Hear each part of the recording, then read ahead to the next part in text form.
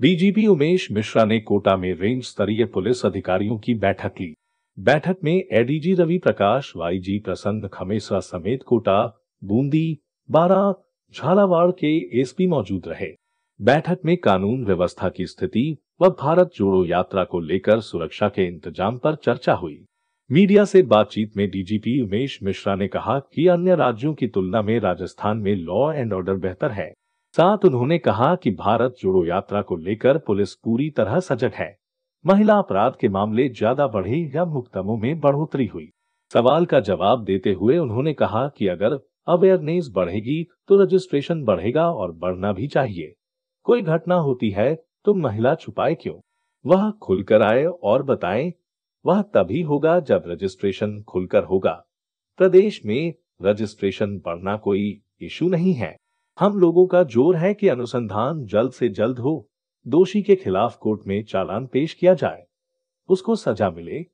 उसमें हमें सफलता भी मिली है। कई जिलों में आरोपियों को मृत्युदंड, आजीवन कारावास की सजा मिली है।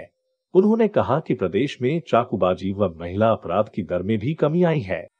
देखिए, ये हमारी क्राइम मीटिंग थी पूरे रेंज की, और इसके अलावा कानून व्यवस्था की स्थिति पे भी चर्चा हुई, और उसी के साथ भारत जोड़ो भी कानून व्यवस्था से जुड़ा है तो उसकी भी चर्चा हुई। बट मुख्यतः हमने अपराध की स्थिति पे चर्चा की और कैसे जो है और इसमें बेहतरी लाई जाए, उसके लिए क्या स्ट्रेटजी हो, उस पर चर्चा की।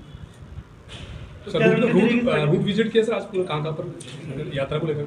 नहीं, हमने तो नहीं किया सर। आगे योजना है सर रूट विजिट करने की कुछ ऐसा? नहीं, हमारे अधिकारीगण करेंगे। सर किसी विशेष प्रकार की कोई हिदायत सुरक्षा को लेकर के इंतजाम किए हुए, डायरेक्शन कुछ इशू की हो?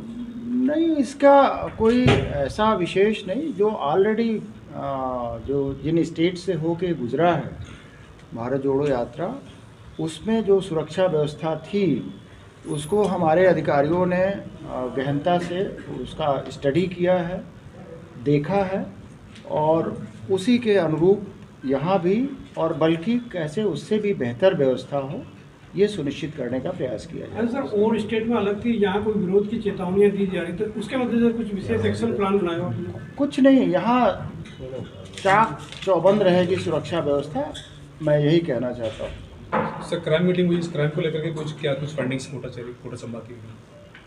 कोटा संभाग में जो चैलेंजेज हैं अपराध के, उनके कई आयाम हैं। जैसे यहाँ एक ड्रग मेनेस वाला है जो झालावाड़ वगैरह का फेमस है। बाकी कोई ऐसा उल्लेखनीय नहीं। यहाँ जो संपत्ति संबंधी अपराध हैं हुए हैं तो उनका डिटेक्शन भी बहुत अच्छा हुआ है। मुझे खुशी है, इस रेंज का रिकवरी परसेंटेज बहुत अच्छा है, और कुल मिला के समग्रता में अच्छा कार्य हो रहा है। अपराध की स्थिति नियंत्रण में है। सर, राजस्थान में जवानों को वीकली हॉलीडे के लिए जो पायलट प्रोजेक्ट अजमेर में शुरू किया है, उसको अन्य जिलों में कब तक लागू करते हैं? हाँ, वो जो हमारा वीकली ऑफ का है वो अजमेर में हमने पायलट प्रोजेक्ट के तौर पे लिया है, और वहाँ अगर वो सफल रहा तो फिर तो हम इसको पूरे राजस्थान में लागू कर सकते हैं। सर, आपने जो पहली वीसी की थी उसमें कहा था कि ज़मीनों से जुड़े मामलों से पुलिस वाले दूर रहे हैं, तो उसमें कुछ अपडेट या कुछ ऐसे मामले सामने आए हों आपकी बात के बाद? देखिए, इसमें निटी ग्रिटी में तो मैं नहीं जाना चाहूँगा, बट वो मेरा मैसेज बड़ा क्लियर है कि अगर पुलिस माध्यम बनेगी किसी गिरोह या कोई माफिया उनको कहीं माध्यम बनाता है तो वो उस पर एक्शन लिया जाएगा, सख्त एक्शन लिया जाएगा। लेकिन बहुत ऐसे प्रकरण हो सकते हैं जिनमें एक जायज़ तरीके से कोर्ट के आदेश से या किसी रेवेन्यू अथॉरिटीज़ के कहने से पुलिस उसमें इमदाद दे सकती है।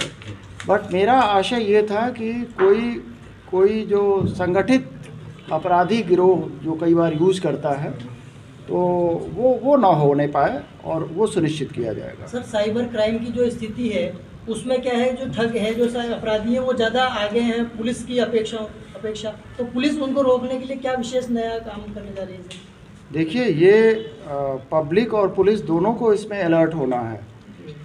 ठगी होती क्यों है? उसके मूल में है लालच। जब भी आपसे कोई कहे कि आपका हम डिपॉजिट 3 साल में दूना कर देंगे या 2 साल में दूना कर देंगे, तो उसी समय आपका अलर्ट आपके दिमाग में बजना चाहिए कि ये ठगी का प्रयास हो रहा है। तो इस तरह के इंस्टेंसेस जहाँ होते हैं वहाँ पुलिस अव्वल तो उसको तुरंत ब्लॉक कराती है, और वो आदमी खुद भी चाहे तो बैंक को रिक्वेस्ट कर सकता है कि हमसे ये गलती, ऑनलाइन ठगी। हाँ, बैंक को एक प्रोसीजर बना हुआ है और उसका एक नंबर भी है, तो उसके ज़रिए ब्लॉक कराना चाहिए। और जहाँ तक पुलिस में इसको कैसे टैकल किया जा रहा है, तो वो एक लॉन्ग ड्रॉन अफेयर है, लंबा चलने वाला वो एक प्रक्रिया।